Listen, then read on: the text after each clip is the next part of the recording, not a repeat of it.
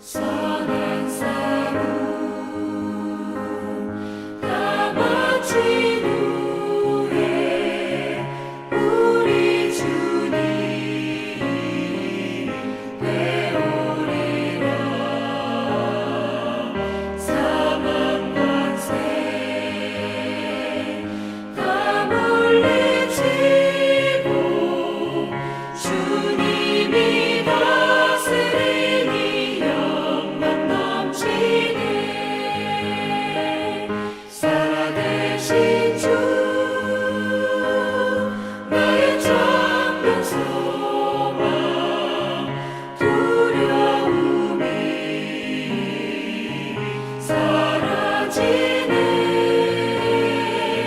사랑의 주님 갈 길 인도하니 내 모든 삶의 기쁨을 충만하네.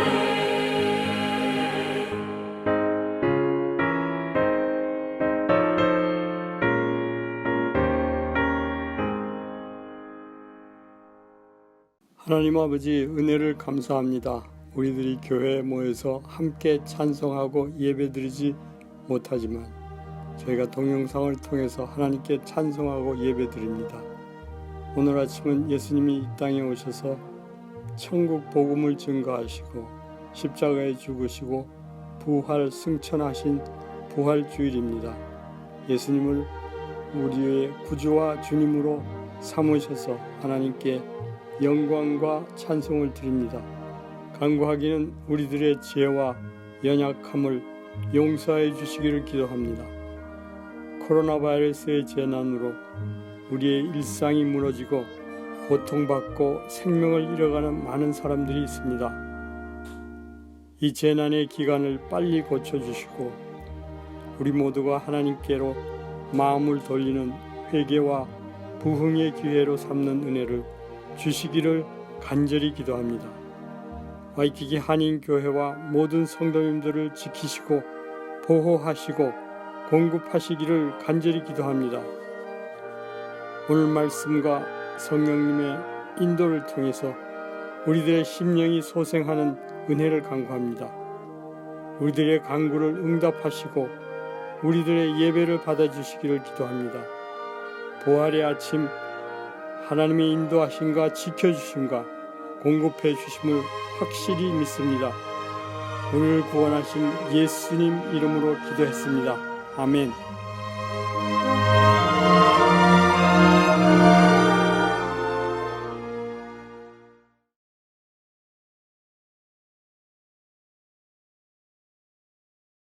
요한복음 20장 19절에서 23절 다 같이 성경 읽겠습니다. 이날 곧 안식 후 첫날 저녁 때에 제자들이 유대인들을 두려워하여 모인 곳에 문을 닫았더니 예수께서 오사 가운데 서서 가라사대 너희에게 평강이 있을지어다. 이 말씀을 하시고 손과 옆구리를 보이시니 제자들이 주를 보고 기뻐하더라. 예수께서 또 가라사대 너희에게 평강이 있을지어다. 아버지께서 나를 보내신 것 같이 나도 너희를 보내노라. 이 말씀을 하시고 저희를 향하사 숨을 내쉬며 가라사대 성령을 받으라. 너희가 네 죄든지 사하면 사하여질 것이요 네 죄든지 그대로 두면 그대로 있으리라 하시니라. 오늘 읽은 말씀을 묵상하며 부활의 평강이라는 제목으로 우리가 같이 말씀을 나누려고 합니다. 핵심되는 말씀은 뭐냐면 너에게 평강이 있을지어다 라는 말씀입니다. 우리가 질문해 볼 것이 뭐냐면 예수님의 평강, 예수님이 말씀하시는 평강 우리가 어떻게 누릴 수 있을까 하는 질문에 대한 대답을 같이 말씀으로 나누기를 원합니다. 오늘 주제는 예수님의 평강을 끼치는 자로 우리를 부르셨다는 거예요.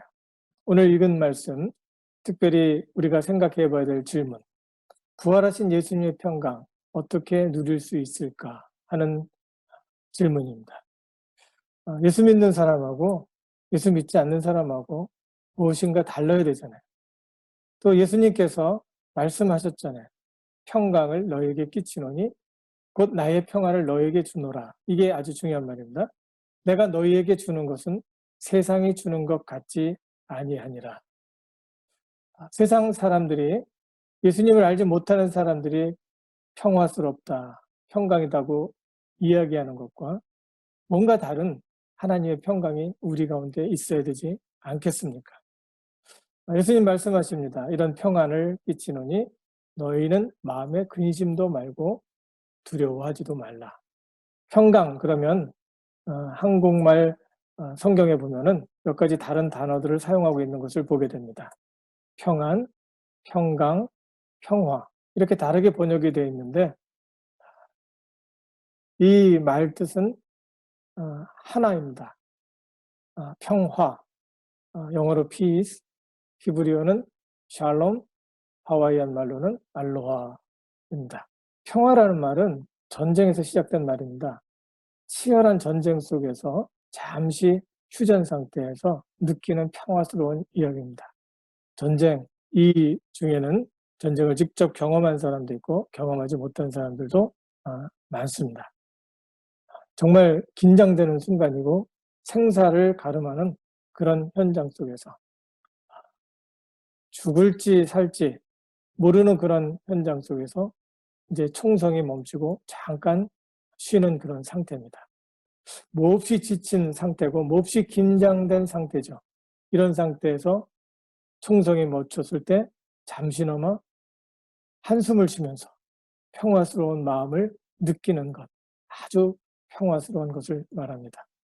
그때 좋은 침대에, 좋은 집에, 아름다운 집에 있어서 평화스러운 것이 아니라 어렵고 힘들고 또 그것이 덥고 땀 흘리고 긴장하고 냄새가 푹푹 나고 하는 것이지만 그것에서 잠깐 쉬는 그런 맛, 그 속에서 느끼는 평화의 맛을 이야기를 합니다. 오늘 읽은 말씀이 몹시 지쳐있는 제자들에게 부활하신 예수님이 다가오셔서 해주신 평화의 말씀입니다. 너희에게 평강이 있을지어다. 두려운 순간에 몹시 긴장되는 상황에서 해주신 말씀입니다. 이 말씀이 제자들에게 얼마나 큰 위로가 됐는지 모릅니다. 요즘 모두가 코로나 바이러스로 인해서 힘든 상황입니다. 걱정거리가 태산입니다. 긴장되는 순간들의 연속입니다. 전염병도 전염병이지만 이제 경제적인 타격으로 인해서 어떻게 살아남아야 될지 걱정할 것이 상당히 많습니다. 두려운 순간들이고 긴장되는 순간들입니다. 이런 우리에게 부활하신 예수님이 너희에게 평강이 있을지어다 라는 말, 이 말이 우리와 어떤 상관이 있는지 우리가 생각해 보고자 한다는 겁니다. 부활의 평강을 누리기 위해서 여러 가지 많은 솔루션, 해답들이 있습니다. 상담을 할 때, 그리고 또 이 평강에 대해서 평화스러운 것, 또 안정된 마음을 갖고 이곳에서 어두움을 기쁨으로 극복하라는 말 중에 여러 가지 말들이 많이 있습니다. 이 본문에서 예수님께서 우리에게 보여주시는 말씀, 거기에 포커스를 좀 두도록 하겠습니다. 첫 번째는 함께 있어야 된다는 말입니다. 두 번째는 말씀과 기도의 영향력 안에서 있을 때 하나님의 평강, 예수님의 부활의 평강이 우리에게 느껴질 수 있다는 겁니다. 세 번째는 예수님께서 하시는 말씀을 듣고 나의 소중함을 깨달아 알 때 이 마음속에 진정한 평안이 있음을 말씀을 통해서 우리에게 이야기해 주고 있는 것을 보게 됩니다. 첫째로 하나님의 평강, 예수님이 우리에게 주시는 평강은 함께 모여 있을 때, 사람들의 공동체, 사람들이 함께 모여서 고민하고 이야기할 때 하나님의 평강, 예수님이 말씀하시는 평강의 실마리가 느껴지기 시작한다는 겁니다. 모여 있어야 합니다. 서로 떨어진 상태에서 마음까지 멀리 떨어져 있으면 안 됩니다. 함께 있을 때 어려움을 극복할 수 있다는 겁니다. 혼자서는 어려움을 이기기가 힘듭니다. 하지만 마음을 함께하며 서로 격려하고 위로하는 공동체 속에 있을 때 우리는 어두움, 절망에서 희망을 보게 되고 그곳에서 평안을 얻게 되는 겁니다. 요한복음 20장 19절 말씀을 보면 이날 곧 안식 후 첫날 저녁 때에 제자들이 유대인들을 두려워하여 모인 곳에 문들을 닫았더니 예수께서 오사 가운데 서서 가라사대 너희에게 평강이 있을지어다 라고 말씀을 하고 있습니다. 여기에서 보면 제자들이 한 자리에 모였다고 이야기를 하고 있습니다. 그런데 제자들에게 큰 두려움이 있었다는 겁니다. 왜 그랬을까요? 예수를 체포해 갔잖아요. 그리고 십자가에 매달려서 뭐를 시켰어요? 사형을 시켜버렸어요. 그러면 그 다음은 누구 차례입니까? 제자들 차례입니다. 그래서 이 사람들은 두려움의 공포 속에 있었던 겁니다. 또 예수님에 대한 부활에 대해서 저들이 모였을 때 이야기를 했어요. 무슨 얘기냐면 마리아와 베드로에게 들었던 이야기를 하는 거예요. 저들이 봤다는 거예요. 이런 이야기를 들으니까 죽었다는 얘기, 죽은 것을 본 이야기, 또 보고 느낀 이야기가 있는데 또 살았다는 이야기가 있으니까 이거 어떻게 해야 될지 갈피를 못 잡는 겁니다. 혼란스러운 상황입니다. 뭐가 뭔지 모르겠고 살 것을 생각하니 그냥 막막할 뿐입니다. 마음이 뒤숭숭했고 싱숭생숭했을 것입니다. 그들은 문을 굳게 잠그고 있었다고 이야기를 합니다. 비밀리에 모여서 고민을 털어놓고 대책을 세우려고 했는지 모릅니다. 그들이 했던 이야기가 무엇이었을까요? 서로 비방하고 헐뜯는 이야기였을까요? 아닙니다. 고민도 하고 서로 새롭게 들은 정보도 나누면서 서로 격려하며 대책을 세우려 하지 않았을까 하는 생각입니다. 두려움과 공포 속에서 사로잡혔던 그들이 함께 모여서 예수님께서 하신 말씀을 기억하며 예수님에 대한 이야기를 했었을 것 같습니다. 바로 그때 예수님이 저희들이 모여있는 어디에 나타나요? 중앙에 나타난 겁니다. 예수께서 오사 가운데 서서, 가운데 섰다고 얘기했어요. 가라사대, 말씀하셨다고 이야기를 합니다. 저들이 하고 있었던 대화 중앙에 들어오신 것입니다. 저들이 서로 얼굴을 맞대며 머리를 맞대며 이야기를 할 때 그 중앙에 서서 예수님께서 말씀하셨다는 겁니다. 예수님이 그때 나타났었을 때 제자들은 어땠을까요? 상당히 기뻤을 겁니다. 그들이 고민했던 그 주님이 다시 살아나셨어요. 이것이 얼마나 기쁜 일입니까? 그분이 죽은 자도 살렸고 그 큰 풍랑도 잠잠케 했던 분이 다시 살아나신 거예요. 얼마나 기뻤겠어요. 놀래기도 하며 기쁜 마음이 그 기쁜 마음을 감출 수가 없었을 겁니다. 예수님이 십자가에 달려 돌아가시기 전에 예수님이 제자들에게 했던 이야기가 있어요. 요한복음 16장 22절 말씀입니다. 지금은 너희가 근심하나. 예수님이 죽음에 대해서 얘기했으니까 그렇죠. 근심하나 내가 다시 너희를 보리니 부활한 다음에 보신다는 거예요. 너희 마음이 기쁠 것이요 너희 기쁨을 빼앗을 자가 없느니라. 너희 기쁨을 빼앗을 자가 없느니라 라고 이야기를 합니다. 너무너무 기쁠 것이고 우리가 그때 함께 만나면 우리가 서로 부둥켜 안으며 기뻐할 것이다 라고 이야기를 합니다. 그 말대로 된 것입니다. 제자들이 정말 기뻐했습니다. 그들은 손과 옆구리를 보이시는 예수님을 보면서 확실히 예수님인지 확인하고 기뻐했다고 이야기를 합니다. 요한복음 20장 20절 이 말씀을 하시고 손과 옆구리를 보이시니 제자들이 주를 보고 기뻐하더라. 여러분 어려울 때 혼자 있으면 안 됩니다. 최소한 한 사람이라도 격려해 줄 사람, 그 사람과 함께 있어야 합니다. 없으면 찾아보시기 바랍니다. 그렇지 않으면 정서적으로 망가져 버립니다. 고장납니다. 그리고 그 사람을 찾아서 같이 이야기해 보세요. 그리고 함께 고민해 보세요. 그러면 마음의 안정을 찾을 것입니다. 평안을 찾게 되는 것입니다. 교회가 바로 그런 곳이 되면 좋겠습니다. 요즘 줌으로 같이 모임을 갖고 있습니다. 함께 이야기하고 격려하는 공간이 되면 좋겠습니다. 둘째로 예수님의 평안을 누리려면 말씀과 기도의 영향력 안에 있어야 한다는 것입니다. 요한복음 20장 22절에 보면 이 말씀을 하시고 저희를 향하사 숨을 내쉬며 가로사대 성령을 받으라고 말씀하셨어요. 무슨 소리일까요? 단순히 성령을 받으라는 소리일까요? 하늘에서 불이 떨어지는 기적이 일어날 때까지 기다리라는 말일까요?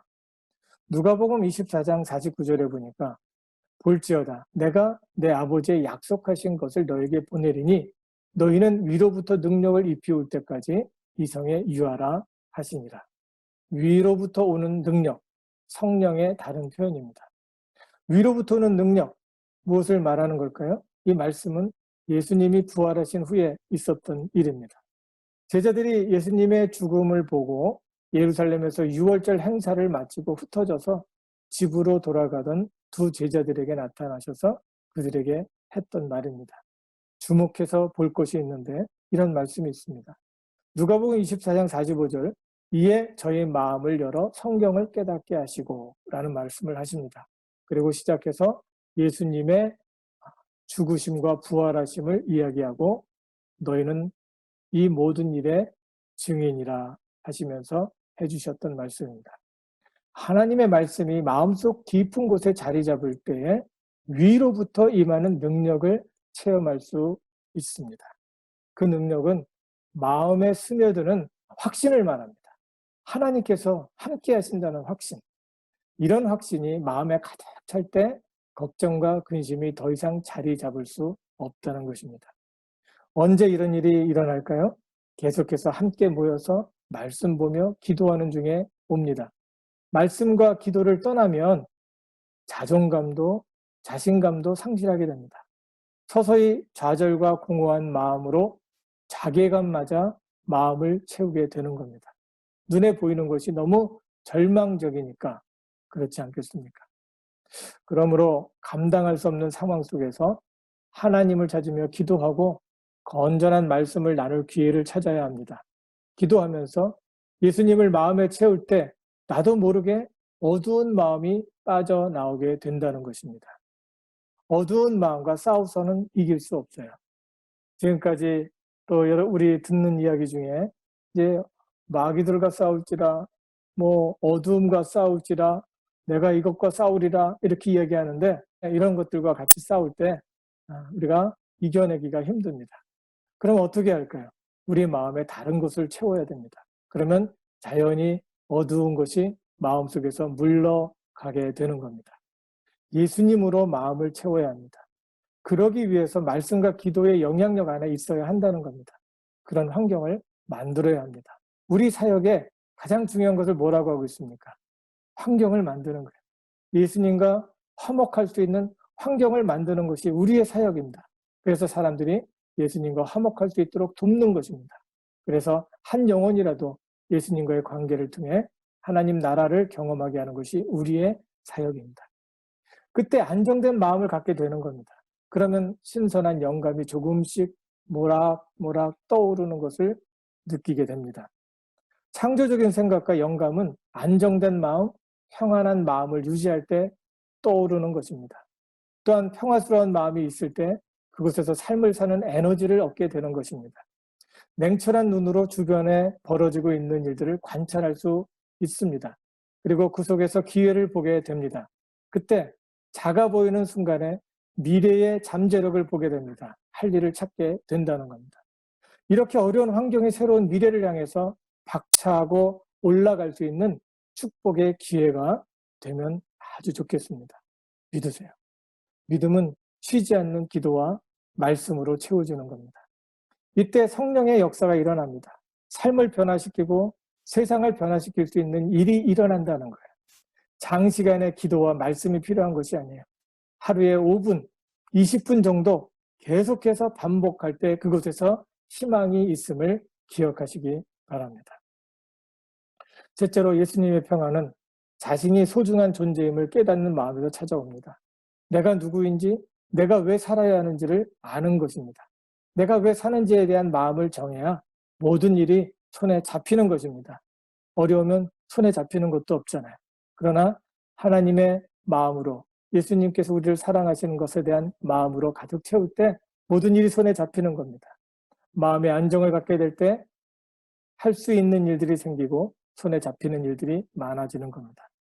요한복음 20장 21절에 보면 예수께서 또 가라사대 너에게 평강이 있을지어다. 아버지께서 나를 보내신 것 같이 나도 너희를 보내노라. 무슨 소리일까요? 예수님께서 우리를 부르신 이유는 다른 짐승과 같이 생존을 위해 살아남으라는 것이 아닙니다. 주변에 있는 사람들에게 예수님의 평강을 끼치는 자로 부르셨다는 겁니다. 심은 대로 거두는 것 알잖아요. 요한계시록 20장 14절을 보면 인생의 종말에 각 사람의 행위대로 심판하신다고 했습니다. 악한 사탄도 심판의 대상에 들어가는 거예요. 모든 악을 심판하시고 사탄 역시 영원히 심판하려면 행한 그대로 심판을 해야 합니다. 그렇게 되면 살아남을 자가 없다는 것이 문제예요. 또 모든 사람이 죄의 본성을 갖고 있고 의인은 없나니 하나도 없다라고 이야기를 하고 있습니다. 모든 사람들 속에는 악한 본능이 있기 때문이라는 거예요. 그래서 예수님이 악의 대가를 치르기 위해서 죄인을 대신해서 죽으셨어야 하는 것입니다. 악을 심판하기 위해서 죄가 없으신 하나님의 아들 독생자 예수님도 악의 대가를 죽음으로 치러야 했던 것입니다. 로마서 5장 8절에 보면 우리가 아직 죄인 되었을 때 그리스도께서 우리를 위하여 죽으심으로 하나님께서 우리에게 된 자기의 사랑을 확증하셨느니라. 우리를 위해서 죽으시고 예수님은 다시 살아나셨습니다. 이로 인하여 하나님께서 우리를 얼마나 사랑하시는지를 우리가 확신하게 되는 겁니다. 제자들이 증인이고 주변에 있던 허다한 사람들이 이를 보았다고 이야기를 합니다. 이것이 왜 중요할까요? 예수님이 부활하심으로 예수님은 이렇게 말씀하실 수 있었습니다. 요한복음 11장 25절에 보니까 예수께서 가라사대 나는 부활이요 생명이니 나를 믿는 자는 죽어도 살겠고 무릇 살아서 나를 믿는 자는 영원히 죽지 아니하리니 이것을 내가 믿느냐. 우리가 이런 예수님의 죽으심과 부활하심을 이야기할 때 이것을 믿고 받아들이면 예수님의 죽으심으로 죄사함을 입고 부활하심을 인하여 희망을 얻게 되는 겁니다.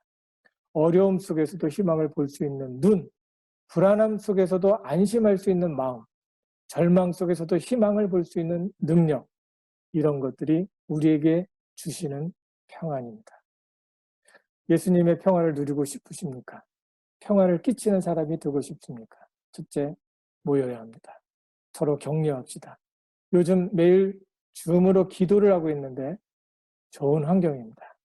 여러분을 위해서 이런 환경을 만들기를 기뻐합니다. 이런 환경 속에서 하나님과 더욱더 화목함으로 예수님의 평안, 부활의 평안을 경험하시기 바랍니다.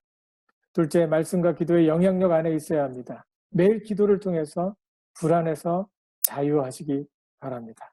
하루에 5분에서 20분, 30분 내에 우리가 이런 일들을 할 수 있는 거예요. 셋째는 하나님께서 우리를 소중한 존재로 보십니다. 평안을 끼치는 사람이 되시기 바랍니다. 우리가 믿음으로 하는 위로 속에 하나님의 평화가 있기를 바랍니다. 한번 따라합시다. 내가 옆에 있어요. 힘내세요. 기도하고 있어요. 도와줄 것 있습니까? 이러한 일들을 통해서 세상이 줄 수 없는 평화를 누릴 수 있기를 축원합니다. 예수님 이렇게 말씀하셨잖아요. 평화를 너에게 끼치노니 곧 나의 평화를 너에게 주노라. 내가 너에게 주는 것은 세상이 주는 것 같지 아니하니라. 너희는 마음에 근심도 말고 두려워하지도 말라. 이 말씀이 우리의 삶이 되기를 바랍니다. 다 같이 기도하겠습니다. 하나님 은혜를 감사합니다. 주님께서 이 시간 우리를 이곳에 불러주시고 말씀을 통해서 우리에게 위로하시니 감사합니다. 부활하신 예수님의 평안, 그 평안을 우리가 누릴 수 있도록 인도하여 주시옵소서. 우리가 함께 모이며 격려할 수 있도록 인도하시고 또 격려를 통하여 위로받게 하여 주시옵소서. 또한 아버지 하나님, 우리가 기도하며 말씀을 함께 나눌 때 우리의 마음을 주님으로 가득 채워 주시옵소서. 그리하여 절망의 마음이 물러가도록 인도하시고 하나님의 평강으로, 하나님의 평안으로, 하나님의 평화로 우리 마음을 채울 때 하나님께서 예비하신 많은 것들을 보게 하시며 이 어려움을 희망으로 극복할 수 있도록 축복해 주시옵소서. 하나님께서 이 시간 우리와 함께 하심을 감사드립니다. 예수님 이름으로 기도합니다. 아멘.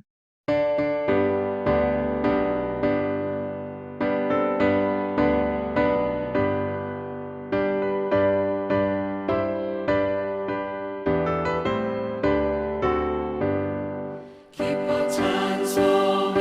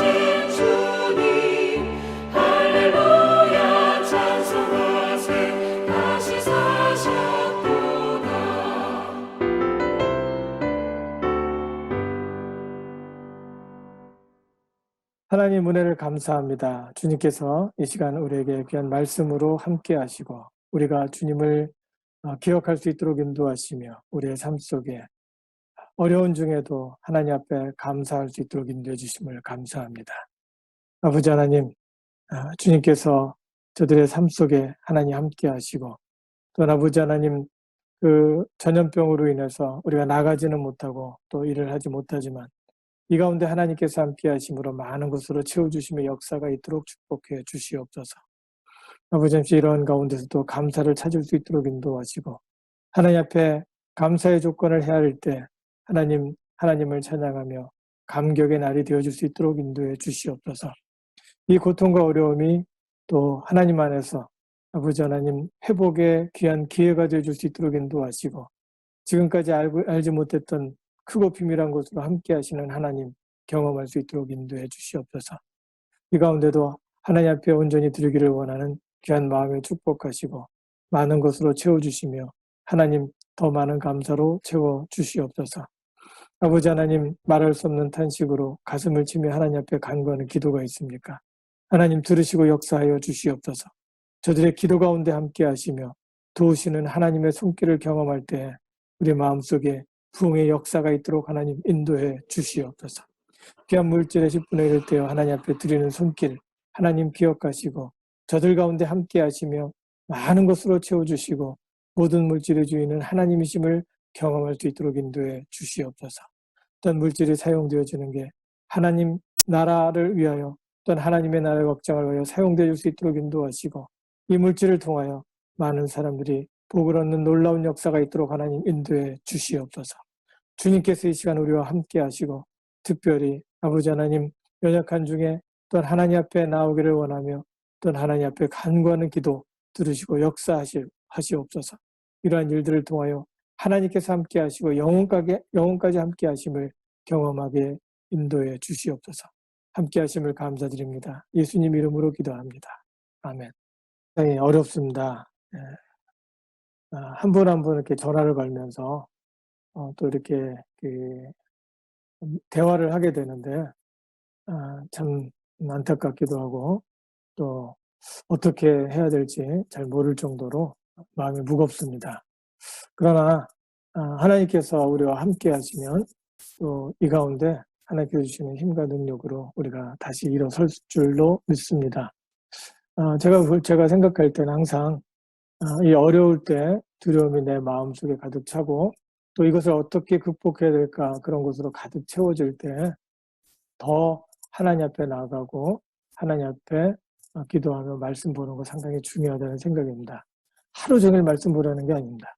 하루에 정한 시간을 만들어 놓고 하루에 5분, 15분, 30분 정도 떼어놓고 하나님께 기도하면 하나님께서 말씀 보면서 기도하면 하나님께서 함께 하실 줄로 믿어요.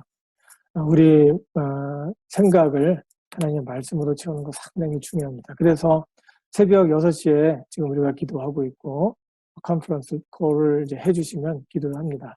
같이. 그리고 8시에 같이 우리가 줌으로 모여서 기도도 하고 교제도 나눕니다.